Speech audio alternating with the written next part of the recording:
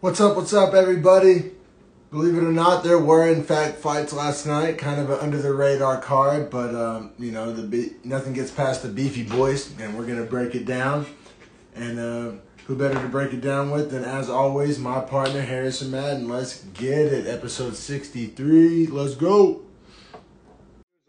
Yeah, usually people like that can struggle against veterans. People don't realize, I used to not know this, Antonina is the older sister of Valentina, not the younger. So it's like, oh, she's getting a young buck. She's been getting that training camp in with Valentina for the past. Valentina just fought last week, for those that don't know, if you live under a rock. And so, every fucking time, bro, I'm glad it got you too. I'm glad we're fucking eating shit sandwiches together on the this Schevchenko one, name is carried by Valentina, but Antonina gets to ride that wave all the same. And I ride it too. I'm just like, oh hell yeah, the Schevchenko sisters, let's go. Let's actually care about this fight. Like goddamn it. Right. Every I was like pumped to watch it just on the name value. I hate that works. I hate that works. It's so true though. It's so true. And, you can't avoid it, right?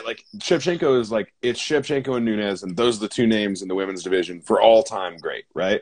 So when you see the name, Jones had a little brother, we'd probably want to watch him fight. Like when we get talking about Davison Figueiredo's brother, or what happened? Well, we got brothers on this card coming up. So it's a real thing. It's a real thing. But God damn it, I swear to God, Harrison, the next time Shevchenko fights, if she fights again, Antonina. Antonina. Yeah, just fucking punch me through the phone, bro. Just just fucking slap me in the mouth. God damn it. Just remember, bro, Valentina she comes with the hot sauce. You know what I'm saying? Easy way to remember it. If it ain't the hot sauce, I don't want it. Don't want it, man. But hey, what up? I appreciate everybody watching. Shout out AMG Pabby. Go listen to his music on Spotify. Shout out everybody watching right now. I appreciate everybody. Man, some slept-on fights last night. We're breaking them down here, every single one of them, as we always do. And man, so we got Antonina Schevchenko, Casey O'Neill. Casey O'Neill is 23 years old, undefeated prospect, minus 230 favorite in the flyweight division, which we always talk about is thin and bare and needs talent. And let's get it. And we're always looking for the next fighter to be excited about, to actually give a fuck about this division. It's really hard with a dominant champ like Valentina Schevchenko. But this girl Casey O'Neill's it. This girl Casey O'Neill's Casey O'Neill, I'm hyped on her. Man. I should have been before. Hindsight's 2020. Hey man, let's go ahead and break this down. So round one, as much as I kind of just shitted on Antonina Schevchenko, I thought round one of this fight was the best I've seen her look in X amount of fights. However many, I think 3 or 4 since we've been doing Beefy Boys. I thought round one and granted, I had her losing this round, so correct, me too. Okay, glad you say that. So I'm not getting over my skis here, but was she not showing positive signs of improvement? I thought she didn't look like shit. She looked prepared and game and ready and not outclassed. Round one was competitive. Granted, I still had it going to O'Neill. Competitive is the right word, and I think DC even kind of alluded to it as well whenever he was talking about – it didn't allude to it necessarily, but kind of gave away the crux of it, that O'Neill was going to be looking for the grappling exchanges. Well, the first overall grappling exchange in the fight, I thought Schevchenko won it whenever she almost got her in the backwards crucifix and got into position. Yes. Oh, my God. If she was able to keep her there, oh, my God. Right. Valentina would have kept her there. That fight would have been over. She was just enough to start. Crucifix elbows are the beginning of the end. I don't give a fuck who you are. It does not matter. I was just like, oh, yeah, hype train derailed. Make me not look like an idiot, Antonina. Let's go. And nah, didn't go. Casey O'Neill, I think she ate maybe 2 or 3 kind of smaller elbows and from the crucifix and managed to escape, which says a lot, man. Who the fuck escapes a crucifix? Not many people. Not many 23-year-olds for sure. Dude, this girl is legit. No, she's super legit, man. And I think that her skill set just keeps getting put on display in different ways each week, in and out. Low-key, her escaping that crucifix was on some Volkanovski-esque type shit, right? Because then she reversed the position as well. got back. They got back to standing, and then immediately And got won the the takedown. round. Right, got the takedown, got full mount almost immediately off of her own takedown, and then started putting some hard ground and pound on at the end of the round. Very Volkanovski-esque. Super. I didn't even make that connection in person, but like right now, Australia thinking about again.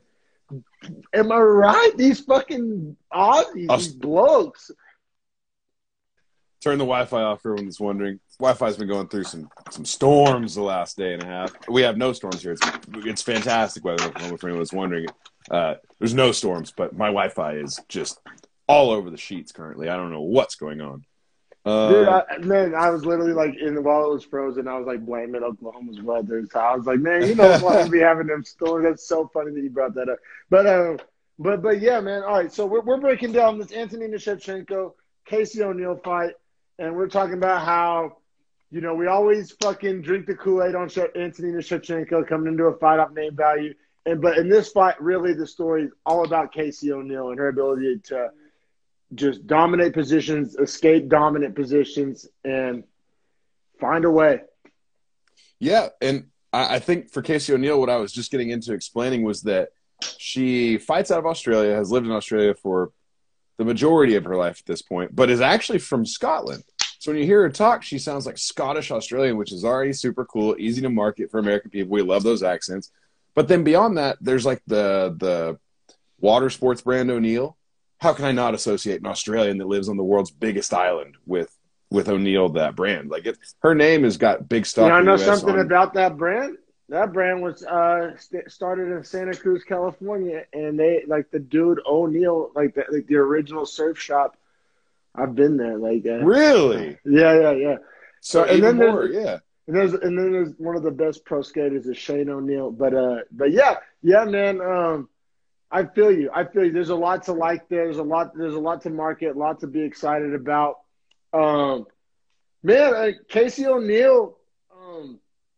So you scored the first round to her, I assume? 10-9. Even like I said, it may be the best round of Antonina Schevchenko I've seen, and it still wasn't enough to win the round. Speaks more to Casey O'Neill because, like, since she managed to beat the best version of Antonina, in my opinion, in that first round, which says a lot. I don't think that was the best version of Casey O'Neill in that first round. I would agree with both those statements. I think Antonina fought slightly above her level of what we're used to it being lately. Yeah, I think Casey O'Neill was slightly below what we're used to seeing until the end. Slow start. Slow start, for sure. Now, granted, slow start rolled into a thundering finish. This would be our fourth bonus, by the way. All four bonuses prelims. Yeah, man. Wow. Yeah. Fucking, I told you these prelims are fire. I was not blowing smoke up your ass. But yeah, so round two, she gets the TKO 4 minutes and 47 seconds into the second round. So Antonina almost survived the second round. But, man, it all started with one of the best double legs I've seen, regardless of men, women, regardless of weight class. Like, I was like, am I watching a Daniel Cormier highlight here? Like that double leg was gnarly and just just the most effective double leg I feel like I've seen in weeks. The technique was fantastic. The timing, the speed, it was like a real life wrestler in the Olympics, like Jordan Burroughs. Like it was that kind of double leg. Like it was just, it was fantastic. It was 10 out of 10, right? Like yeah, it I'm can't glad do it you better. Appreciated that as much as me for sure. And then, but then she didn't stop there, man. It was nothing but brutal ground and pound elbows from there, and I had no problem with this. But yeah, man, Casey O'Neill, and you know, Casey O'Neill cut a great promo afterwards. We're tough on fighters that don't. I'll be real, Daniel Cormier was fucking stingy with the mic time. I was like, you see a short arm on the mic? What was his deal last night? So fast.